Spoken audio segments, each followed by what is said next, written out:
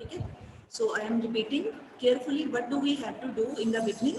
Firstly, on left side, write whatever is given. Items कितनी है? 100 items.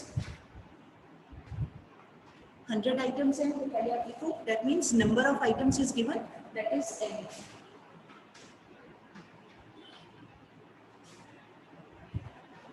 N is given 100. उसके बाद उन्होंने बोला mean of these 100 items observations was found to be 40. मतलब mean is already given. ये 40 क्या है? This is mean. इसके आगे ये x बार का मतलब मीन. यहाँ लिख लिया x बार. उसके बाद हमने क्या बताया? रॉन्ग आइटम्स कौन सी थी? मतलब गलत पड़ी गई जो 30 एंड 27. और बाद में कहा कि ये गलती से लिखा गया, इसकी हेल्प से ये मीन निकाल लिया. But in reality correct items कौन सी थी? ये रही 3 एंड 27. तो यहाँ लिखेंगे करेक्ट आइटम्स.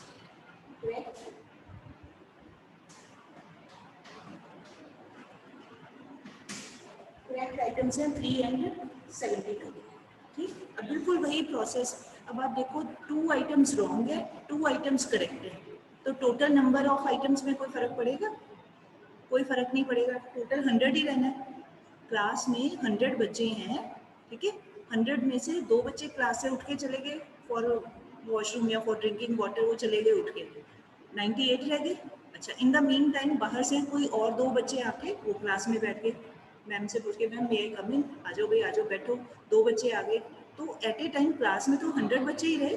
तो 2 प्लस कर दे, 2 माइनस कर दे, कोई फर्क नहीं पड़ता. That means N will remain same.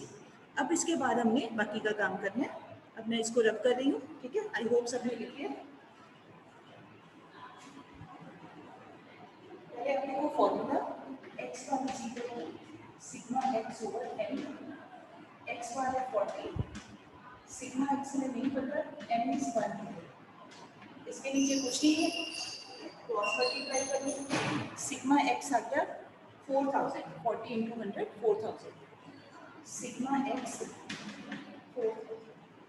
अब ये जो 4000 है ये इनकरेक्ट है, ये गलत है. ये रॉन्ग वाला सिग्मा x है क्योंकि इसमें रॉन्ग वैल्यूज के साथ कैलकुलेशन की थी. तो इसके आगे आप लिखो इनकरेक्ट. इनकरेक्ट या रॉन्ग सिग्मा x. ठीक. अब इसको सही करना है. अब क्या करना है? आई होप कर लिया. ठीक है. अब मैं बोर्ड रब कर रही हूँ. थोड़ा फास्ट फास्ट करिए साथ साथ में. I am rubbing the board.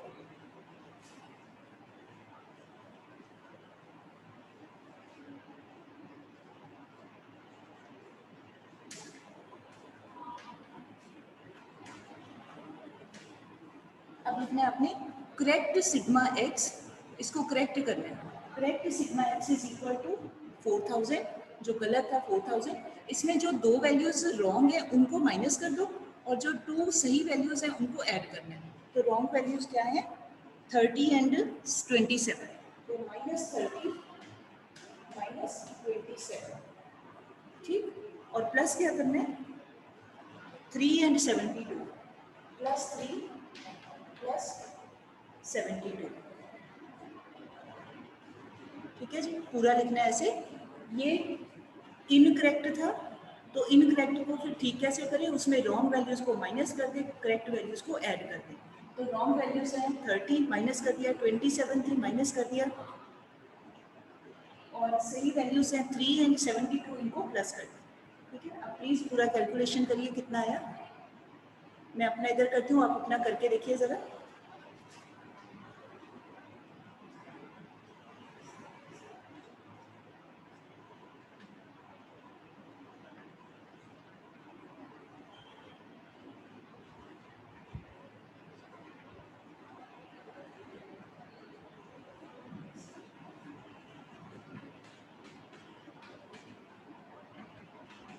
ना आ रहा है बेटा?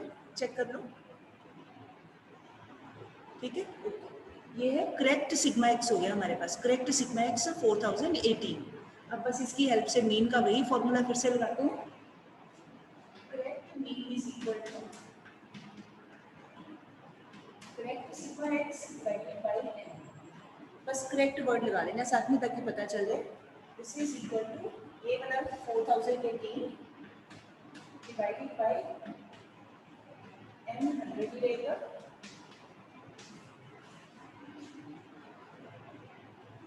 100 से डिवाइड करें, जीरोस हैं तो 2 डिजिट्स होके यहाँ पॉइंट आ जाएगा 40.18। I hope it is clear बेटे। तो ऐसे ही हमें कल हमने किया था, एक वैल्यू को प्लस माइनस किया था। आज वाले क्वेश्चन में हमने 2 वैल्यूज को, 2 गलत थी 2 राइट थी, तो 2 को प्लस कर दिया 2 को माइनस कर दिया। तो कितने भी कोई भी वैल्यूज हो, 2 हो 3 हो 4 हो, कोई भी नंबर हो, बस करना क्या है, प्रोसेस ये है, जो रॉन्ग आइटम्स है उनको माइनस कर देना है और जो करेक्ट आइटम्स है उनको ऐड कर देना है। ठीक है, तो I hope now this is clear, very simple. इससे मिलते जुलते क्वेश्चंस आपने सॉल्व आंसर्ड अपनी बुक से देख के वो आपने करने हैं, प्रैक्टिस करनी है इनकी। ठीक, इसके बाद हमारा मीन का लंबा कॉन्सेप्ट है। नेक्स्ट जो करना है टॉपिक हमने combined mean. I am rubbing the board. Next heading combined, combined COMBINED।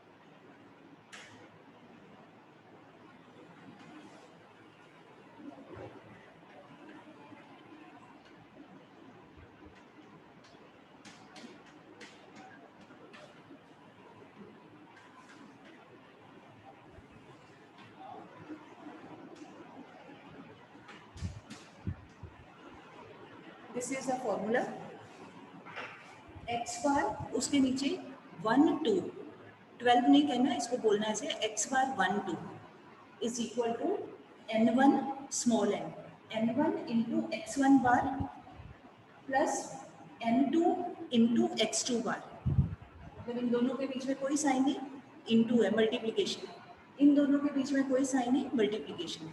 n1 into x1 bar plus ये plus n2 into x2 bar divided bye n1 plus n2। ठीक है, अब एक साइड पे, ऐसे साइड पे आप लिख लो, 1 means first series, first series,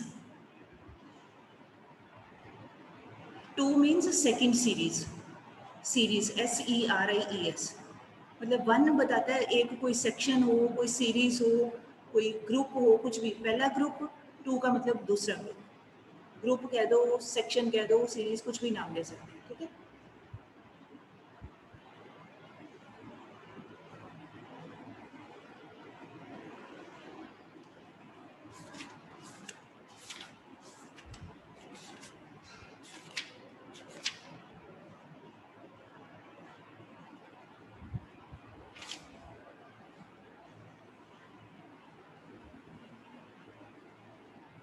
हाँ जी, प्लीज राइट द स्टेटमेंट।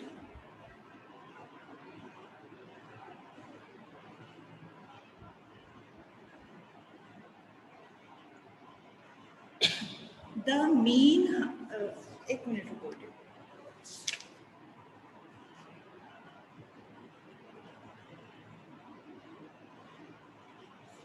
हाँ जी लिखिए, the mean height of, mean MEN, mean height of 25 male workers, mean height of 25 male, MALE, male gents, male workers in a factory is 61 inches, 61 inches। कोई factory है, वहाँ पे mails भी काम करते हैं, फीमेल्स भी, तो जो मेल्स हैं उनकी mean height, average height 25 gents की, मेल वर्कर्स की, उनकी एवरेज हाइट है, ये मीन हाइट है 61 inches. And the mean height of, and the mean height of 35 female workers, and the mean height of 35 female workers in the same factory, is 58 inches, 58 inches, full stop. Find the combined mean height of, find the combined mean height of all the workers of the factory. Find the combined mean height of all the workers in the factory. ठीक है जी, ऐसे question ये statement type होते हैं, table नहीं होता है। तो पहले क्या करना है, हमने स्टेटमेंट को केयरफुली रीड करके लेफ्ट साइड पे पहले लिखना है कि हमें क्या दिया हुआ है। ठीक है,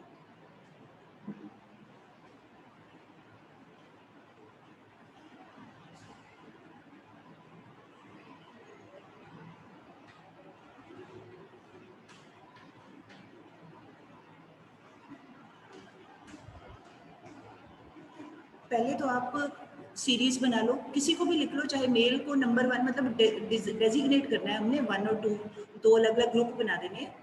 ये कोई ज़रूरी नहीं कि मेल को नंबर 1 लिखना है, आप फीमेल को नंबर 1 कर लो, उसके नीचे उसकी इन्फॉर्मेशन, मेल वाले कॉलम के नीचे उसकी इन्फॉर्मेशन। मान लो हमने नाम रख दिया ये फर्स्ट ग्रुप हो गया, ये सेकंड ग्रुप हो गया, ठीक है। अब मेल कितने वर्कर्स हैं? 25। तो अब इसके साथ N1 is 25। N1 का मतलब male, number of male workers. फिर उनका मीन कितना दिया हुआ है? मीन हाइट कितनी दी है? 61। इसका मतलब x1 बार, x1 कर देंगे, मतलब मेल्स का जो एवरेज हाइट है x1 बार 61। उसके बाद फिर हमें दिया है सेकेंड ग्रुप दिया है फीमेल्स का, उनका नंबर कितना है? 35 फीमेल्स। तो इधर लिख देंगे N2 is equal to 35 और x2 बार, x2 का मतलब फीमेल्स वाले ग्रुप का मीन, ये x1 बार का मतलब मेल वाले ग्रुप का मीन। ये मेल वर्कर्स का नंबर, ये फीमेल वर्कर्स का नंबर। इससे कोई फर्क नहीं पड़ता आपने किसको 1 मानना है किसको 2 मानना है, आपकी चॉइस है, जैसे मर्जी कर लो, अल्टीमेटली सेम ही आंसर आ जाना है। इनकी हाइट कितनी है? मीन हाइट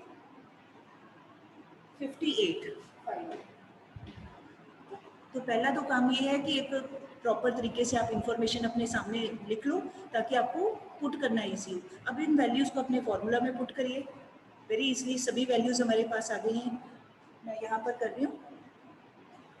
अगर सबने लिख लिया तो मैं इसको रब कर दूँ, ठीक है, एक प्रॉपर तरीके से, ताकि हमें चेक करना इजी हो, समझना इजी हो। ऐसे फॉर्मली लिख लिया। अब इनको पुट करने वैल्यूज़ को, x1 to y is equal to N1 into x1 bar means 25 into 61 plus N2 into x2 bar 35 into 58 divided by N1 plus N2। तो N1 कितना 25, N2 कितना 35, दोनों को ऐड कर दो, 25 plus 35। अब सिंपल कैलकुलेशन है, इन दोनों को पहले मल्टीप्लाई करिए, इसको इसके साथ, इसको इसके साथ, जो भी वैल्यू आएगी उसको प्लस करना है। ये हो गया 30, ये हो गया 60। मल्टीप्लाई वाला काम आप करिए।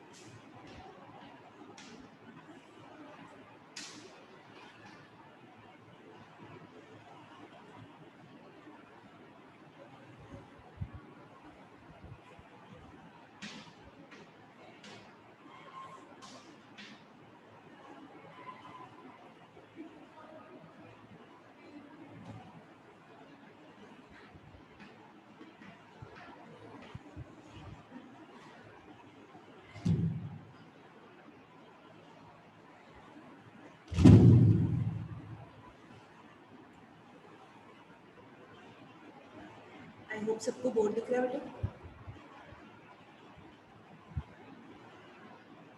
आपने अभी, चलो थोड़ा जल्दी करना है इस करके आप कैलकुलेशन लिख रहे हो, but you are advised to do all the calculations, to have the practice of all the calculations yourself. जल्दी जल्दी मल्टीप्लाई करके ऐड करना, डिवाइड करना, ये सब आपका हाथ तेज चलना चाहिए।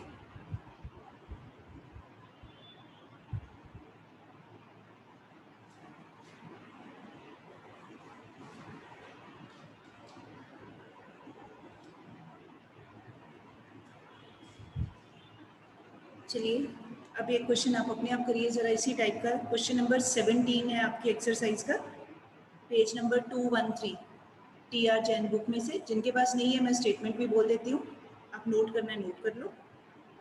10 players of Australian team लिखना लिख लो जल्दी से। 10 प्लेयर्स ऑफ ऑस्ट्रेलिया की team, Australian team made an average of 63 runs, 63 runs.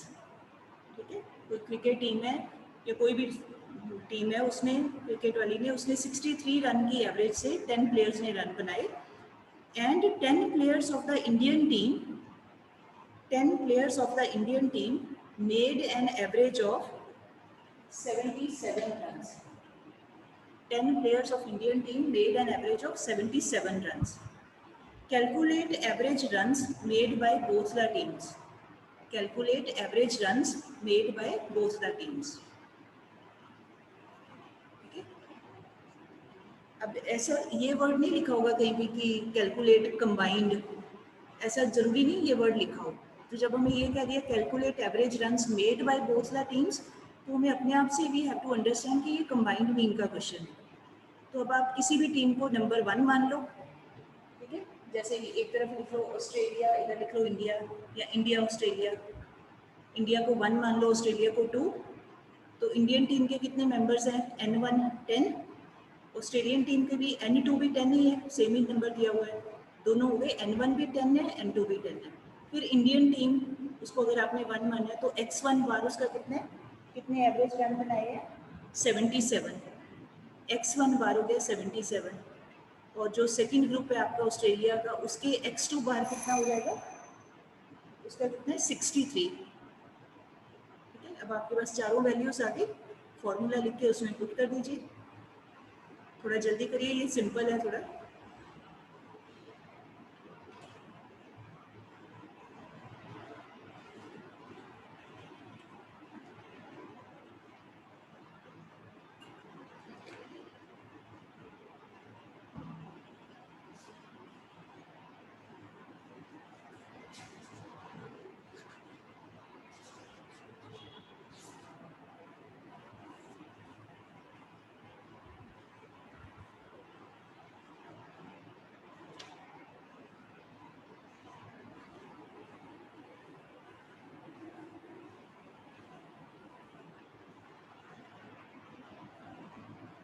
Answer है बेटे 70।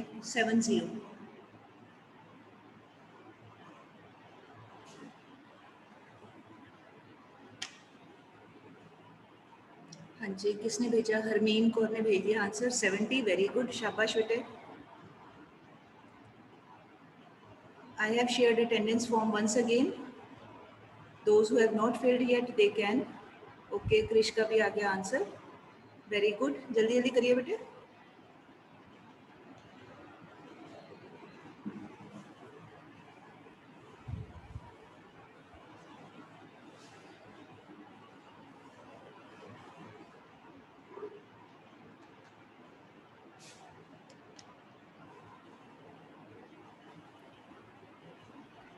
चलो, जिनका नहीं आया प्लीज नोट कर लो, 7070 आंसर है, बाद में आप कैलकुलेट कर लो। ठीक है, अभी हम नेक्स्ट करते हैं, इसी टाइप का है बट थोड़ा सा डिफरेंट है, बट अदरवाइज इजी है।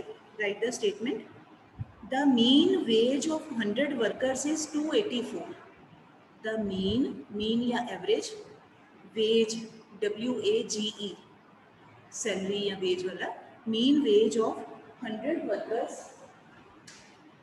is 284. Full stop. The mean wage of 70 workers is 290.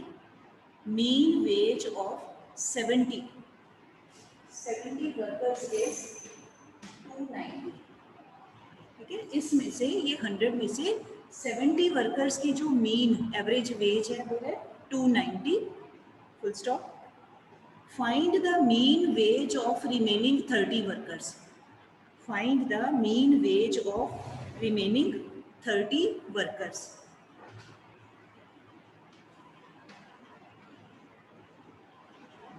ये निकालना है। सबसे पहले क्या करेंगे, इसको फॉर्मल फॉर्म में लिख लेते हैं।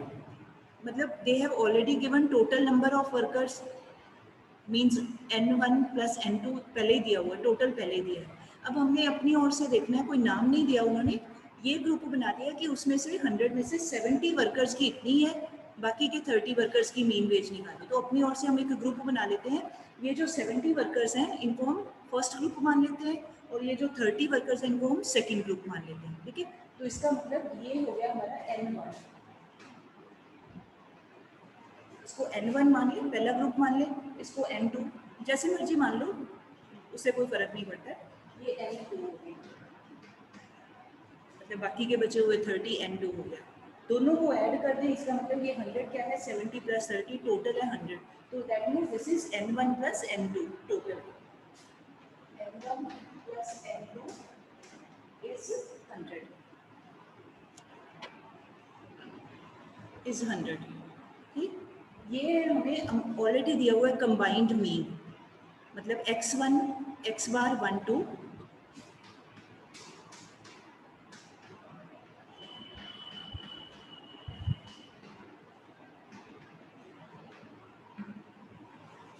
हमें कंबाइंड दो ग्रुप हैं, तो हमने लिख दिया x बार 1 2, इसका कंबाइंड दिया हुआ 284, यहाँ ये लिख दिया। जो ये फर्स्ट ग्रुप था उसका मीन दिया, उसका नाम लिख दिया हमने x1 बार, पहले ग्रुप का मीन ये है 290, दूसरा हमने निकालना है x2 बार, इसके आगे क्वेश्चन मार्क लगा दो, ठीक है। ये कोई नंबर नहीं है, ये क्वेश्चन मार्क लगाया हुआ है, भी इसको निकालना है हमने। अब वही अगेन फॉर्मूला लिखिए, पहले फॉर्मूला में जो जो वैल्यूज गिवन है वो पुट कर देंगे, जो मिसिंग है उसको क्रॉस मल्टीप्लाई करके इक्वेशन बना के उसको सॉल्व कर देंगे। अब मैं फॉर्मूला नहीं लिख रही, you are requested to write formula yourself in your copy again. अब मैं वैल्यूज ही सीधे पुट कर रही हूँ। कंबाइंड में कितना है 284, 284 इज इक्वल टू N1 कितना है 70 इंटू x1 बार 290 प्लस N2 इंटू x2 बार, हमारे पास नहीं है उसको ऐसे लिख लो, x2 बार ब्रैकेट लगानी तो भी ठीक है, नहीं लगानी तो भी ठीक है, मल्टीप्लाई करना, या ऐसे भी लिख सकते हो 30 x2 bar divided bye N1 plus N2 वो दिया ही हुआ है 100, या ऐसे बोलना है तो भी ठीक है 70 प्लस 30, तो भी बात एक ही है 100, ठीक। अब इसके नीचे नथिंग इज देयर, इसका मतलब it is being divided by 1। अब आप इसको सिंपली जहाँ मल्टीप्लाई होता है वो कर लो, क्रॉस मल्टीप्लाई वाली इक्वेशन करके, ये हो जाएगा हमारा 284 बाय 1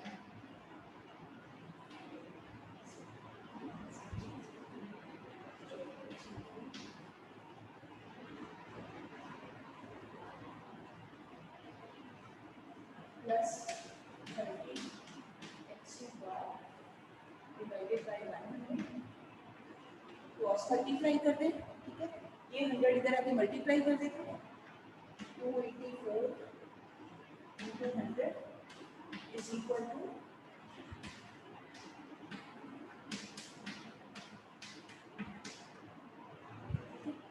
अब निकालना ये है, जो निकालना है उसको एक तरफ रखो, ये वैल्यू को आप इधर आके माइनस कर दो, ये हो जाएगा 28,400 माइनस, ये इधर आके माइनस हो जाएगा 20,300, तो ये हो गया 30x2 bar is equal to 28,400 minus 20,300, कितना आ गया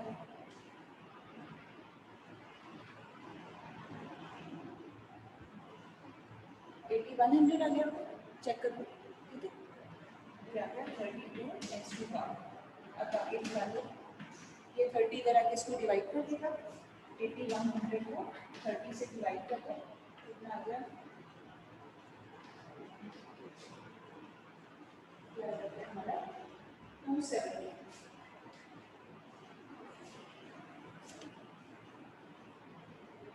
270, मैं इधर ऊपर लिख देती हूँ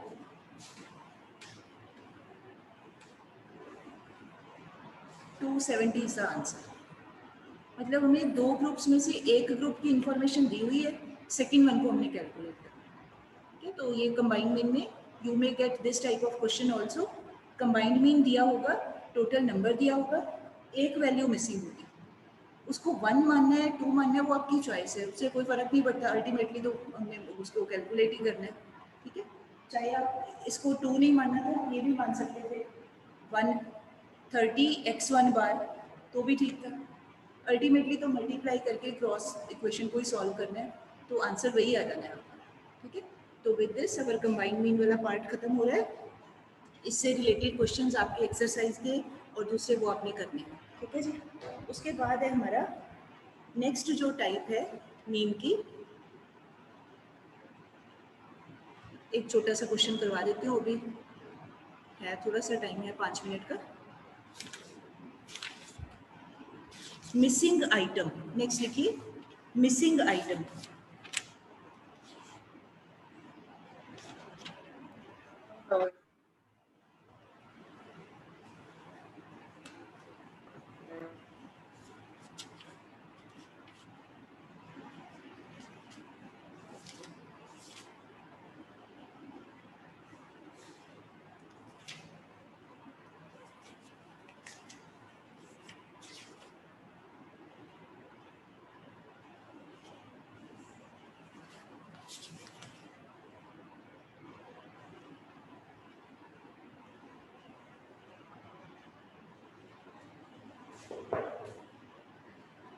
हाँ जी, please write mean of a series of 5 items, very simple, very easy. Mean of a series of 5 items is 30, 30.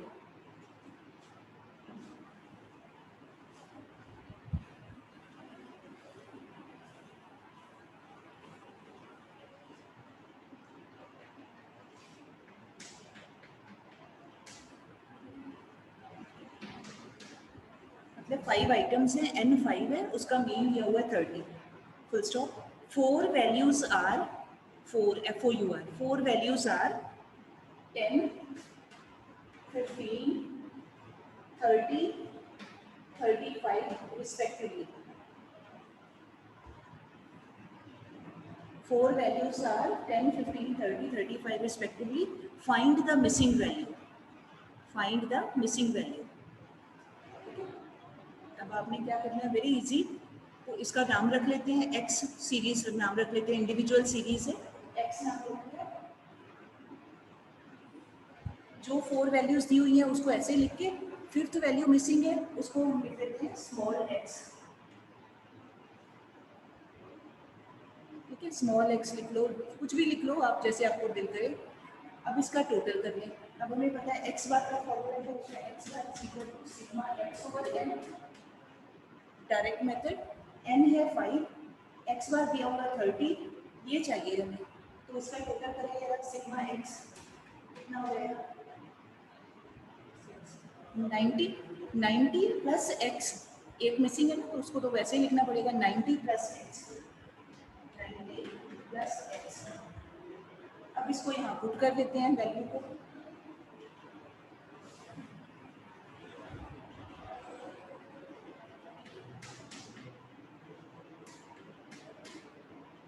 X बार दिया हुआ 30, सिग्मा एक्स हमारे पास आ गया 90 प्लस एक्स, और एन कितना है 5। इसके नीचे कुछ नहीं है, 1 क्रॉस मल्टीप्लाई कर दे,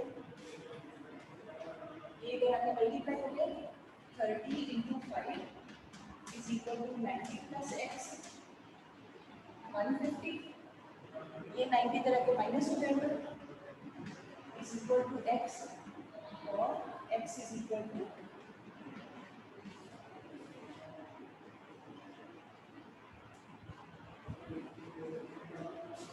ठीक है जी। ऐसे हमें दिया होगा, आपने लाइन पहले बना के लिख लेना है, जो वैल्यू मिसिंग है उसका नाम रख दो, अगर वैल्यू मिसिंग है एक्स लिख दिया। कल हम करें, ये इंडिविजुअल सीरीज का एग्जांपल है, कल करेंगे अपना डिस्क्रीट सीरीज, कैसे मिसिंग वैल्यू या मिसिंग फ्रीक्वेंसी वाला, ठीक है जी। So with this today's meeting is going to be over, next class का टाइम हो रहा है। सो आज घर पे आपने ये सारे कामों की प्रैक्टिस करनी